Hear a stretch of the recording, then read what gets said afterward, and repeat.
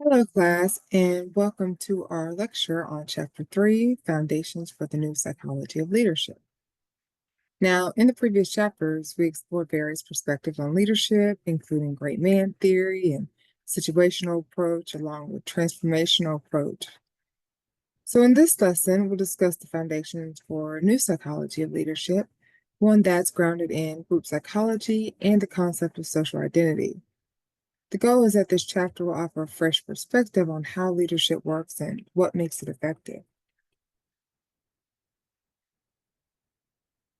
So in this chapter, we're going to cover these four key areas. First, we'll discuss social identity theory and explore the relationship between social identity and group behavior, thus understanding how shared identity can shape collective action.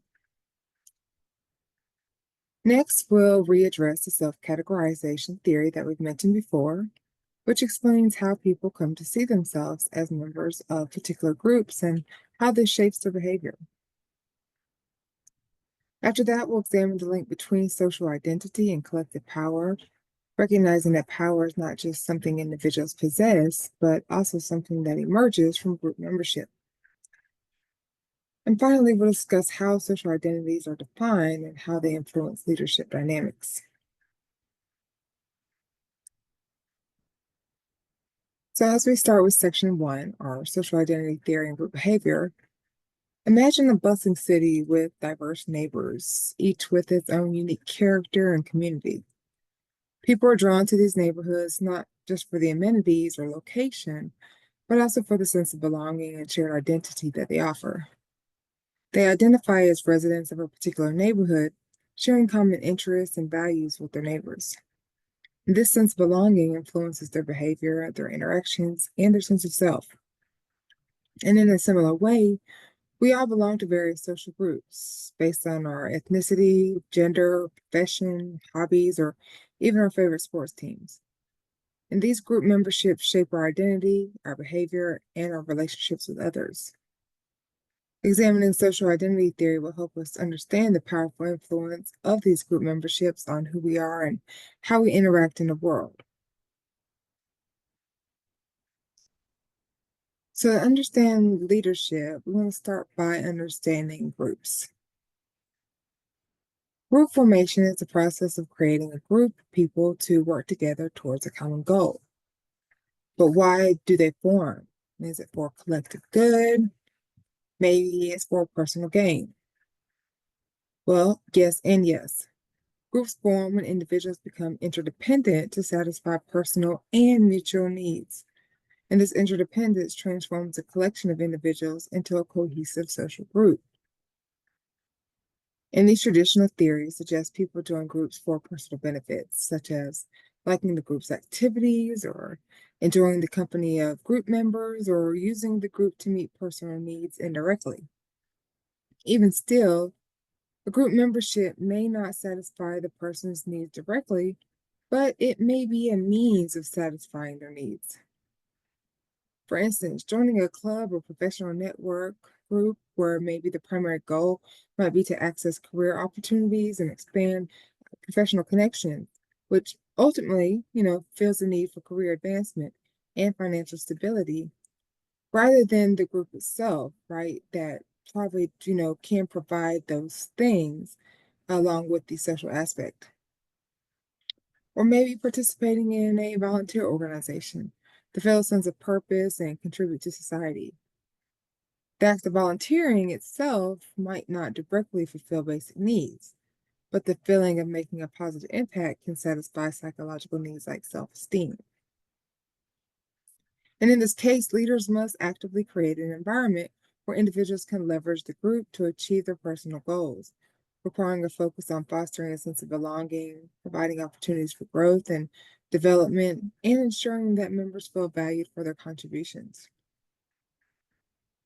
However, this view falls short of capturing the rich and multifaceted nature of group behavior, which encompasses a wide range of social, emotional, and psychological factors that bind individuals together in a meaningful way. These theories fall short in explanation as far as why people remain loyal to groups, even when personal benefits are minimal. Again, think about an example of sports fans supporting losing teams and soldiers joining the army despite personal risk. And, sports fans and losing teams, let's go shot to, the Kansas City Chiefs. You can't win them all. Now, people often seek out groups for a sense of belonging, support, and shared goals. And these motivations are deeply intertwined with the concept of social identity theory and social identity in leadership theory broadly. So when we talk about social identity, it refers to the part of an individual's self-concept that derives from their membership in a social group, which significantly influences how they perceive and interact with leaders. And we'd ask, well, why does this matter? Well, social identity creates a distinction between in-group, which is the group you belong to, the us or the we, and the out-group, which are the groups we don't belong to, them. Therefore, effective leaders must create a sense of us by identifying with others who share similar characteristics or group affiliations, thus fostering a feeling of belonging and shared identity. Leaders that strongly embody the shared values and characteristics of the group that they lead can become more effective and gain greater influence and buy-in from their followers. Essentially, a leader's ability to connect with and represent the group identity is key to their effectiveness. And examples of social identities can include many things, such as one's ethnicity or race, their gender, their religion, nationality, socioeconomic status, occupation, class standing, and so on. But how does social identity shape these group behaviors? Well, social identity is the basis for group connection. As a foundation for social connection, it significantly shapes group behavior by influencing individuals to conform to the norms and values of the group that they identify with, allowing individuals to feel a sense of solidarity and shared purpose. And this can lead to in-group favoritism, cooperation within the group.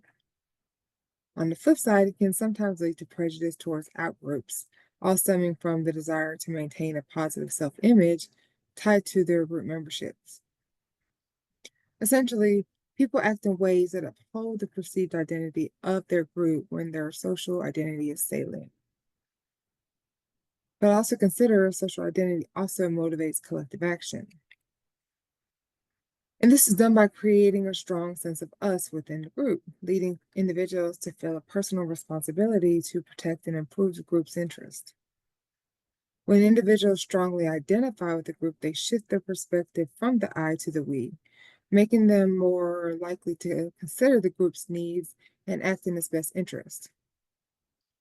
And naturally, identifying with the group also means conforming to the group's norms, which can include expectations to participate in collective actions like protests, advocacy, or social movements, especially when they perceive a threat or injustice against their group identity.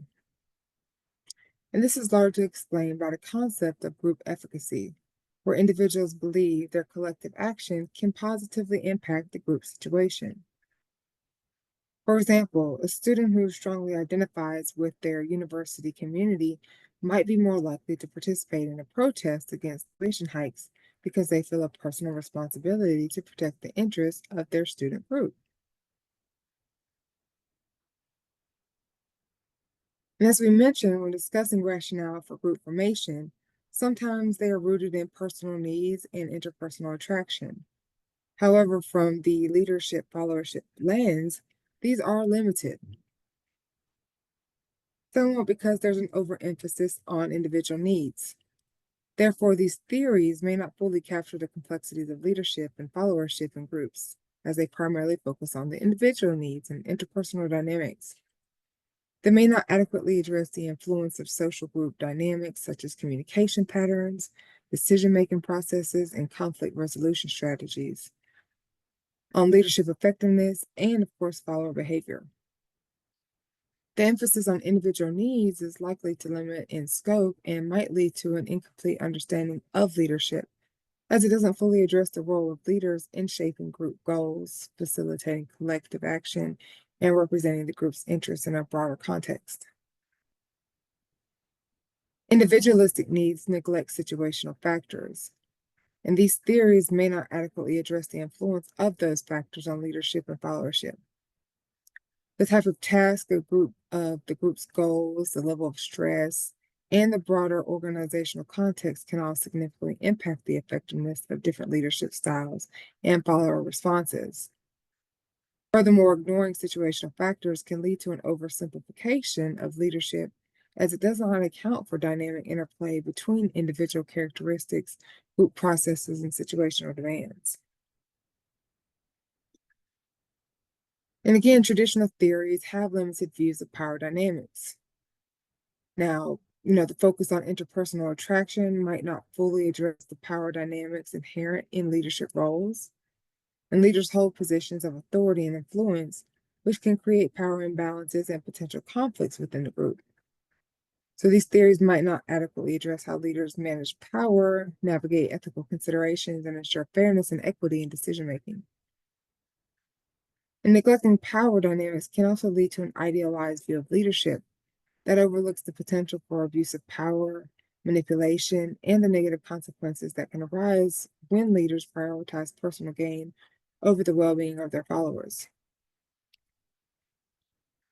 Furthermore, traditional theories might not fully account for cultural variations in leadership and followership. Different cultures may have different expectations and norms regarding leadership styles, follower roles, and the dynamics of power and authority. For instance, consider Hofstede's cultural dimensions. Cultures vary, which, people accept and expect, things like unequal power distances based on where they're at. In high power distance cultures, leaders are often seen as more authoritarian and directive, while in low power distance cultures, leaders are expected to be more participative and egalitarian. In Japan, for specifics, a collectivistic culture with high power distance, leaders often are expected to be paternalistic, providing guidance and support while maintaining a clear hierarchy. Decision making is often consensus based with an emphasis on group harmony and respect for seniority. And this contrasts with the more individualistic and assertive leadership styles often seen in Western cultures. Alas, in today's rapidly changing world, leadership is becoming increasingly complex and dynamic. Traditional theories might not fully capture the evolving nature of leadership, such as the rise of shared leadership, distributed leadership, and the importance of adaptability and innovation in leadership roles. And I do not say all that to totally diminish what traditional theories have offered. However, a more nuanced understanding of leadership and followership requires considering the broader social, cultural, and situational factors that shape these roles and their dynamics.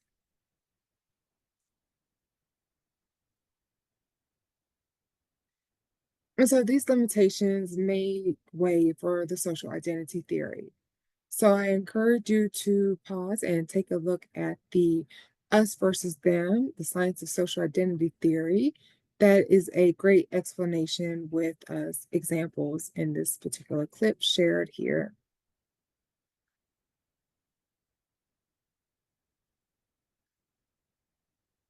So we're to examine the role of the I in the leader and, of course, in the context of we. Social identity theory posits that group membership provides a sense of belonging and identity, which goes beyond individualistic motivations. Groups have emergent properties that transform individual behavior. Our self concept is influenced by the groups we belong to, such as work teams, social clubs, or nationalities. People strive for positive distinctiveness, meaning they want to see their group as superior to others. And group boundaries and comparisons with other groups shape our identity and influence our behavior. And thinking back to the minimal group studies that completed by Henry Tajfel, as discussed in the video, these show that even trivial, very arbitrary group assignments can lead to in-group favoritism. So participants favor their own group members over others, even when the group distinctions were arbitrary and to some extent fraudulent.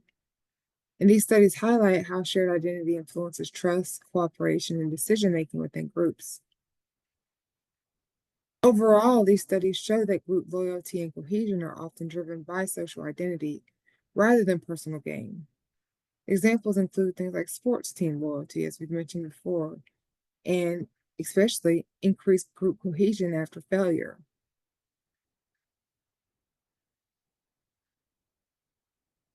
So, shifting our focus to intergroup relations as a crucial component of social identity theory, this explains that our sense of self is tied to our group membership. So, intergroup relations are the interactions between people who belong to different social groups. And as expected, they can vary. So, we engage in social comparison, evaluating ourselves by comparing to others, which can be motivating or discouraging.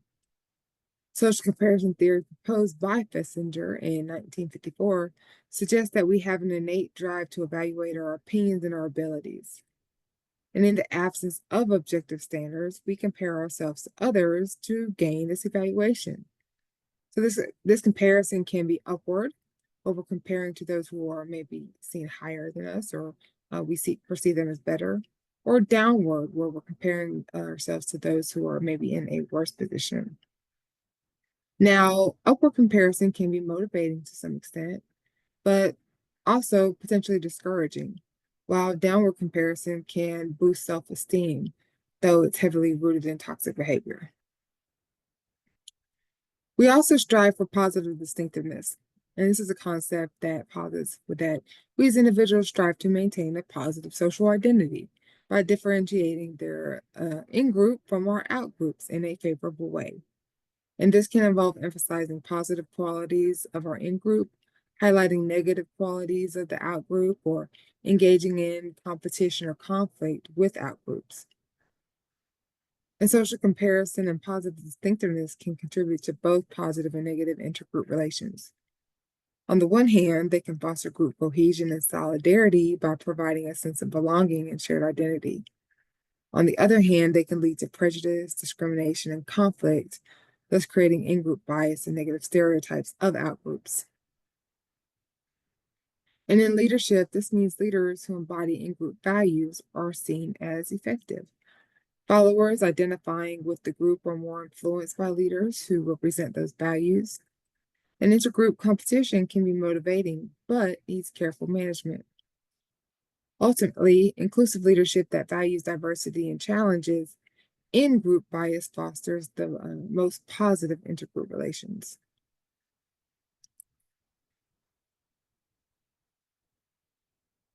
And when seeking positive distinctiveness, groups adopt different strategies depending on the perceived permeability and stability of intergroup boundaries. Now, remember, this is all about how we maintain a positive view of our own group in comparison to others. And of course, the strategies that groups use depend a lot on how easy it is to move between groups and how permanent these group boundaries seem. And we call this permeability and stability. So think of permeability like the walls of a house. If the walls are thin and have lots of doors, they're more permeable. Thus, it's easy to move from room to room. In groups, if boundaries are permeable, it's easy to leave one group and join another. So, what do people do in these situations? Well, they might try social mobility, basically trying to climb the social ladder and join a group with higher status. Imagine wanting to be part of the quote unquote cool kids in school. You might change your style or behavior to fit in. But now imagine those walls are thick and solid, semi impermeable. It's much harder to move between rooms. And in groups, this means it's tough to leave your current group and join a more desirable one. And in this case, what could you do? Well, was where the idea of social creativity might come in. You get creative and redefine what's good about your group. Maybe your group isn't the most popular, but you emphasize your unique skills or values. It's like saying, we may not be the cool kids, but we're the smart ones, and that's what really matters. And finally, there's social competition. And this is when groups go head to head, competing with others to prove they're better. So think of rival sports teams, they're constantly trying to outperform each other. And this strategy is also used when group boundaries are impermeable, and it can be a way to boost your group self esteem by putting others down. But understanding these strategies, social mobility, social creativity, and social competition, this is crucial for understanding how groups interact and how we can promote more positive and inclusive relationships between them. So, as we close section one, we've explored social identity theory and its implications for group behavior. We have also discussed why people join groups, highlighting the limitations of individualistic explanations and emphasizing the importance of social identity. Furthermore, we've examined how social identity influences group behavior, it promotes conformity, and motivates collective action. Finally, we discussed the concept of group efficacy and its role in leadership. Be sure to tune into section two as we discuss the self categorization theory.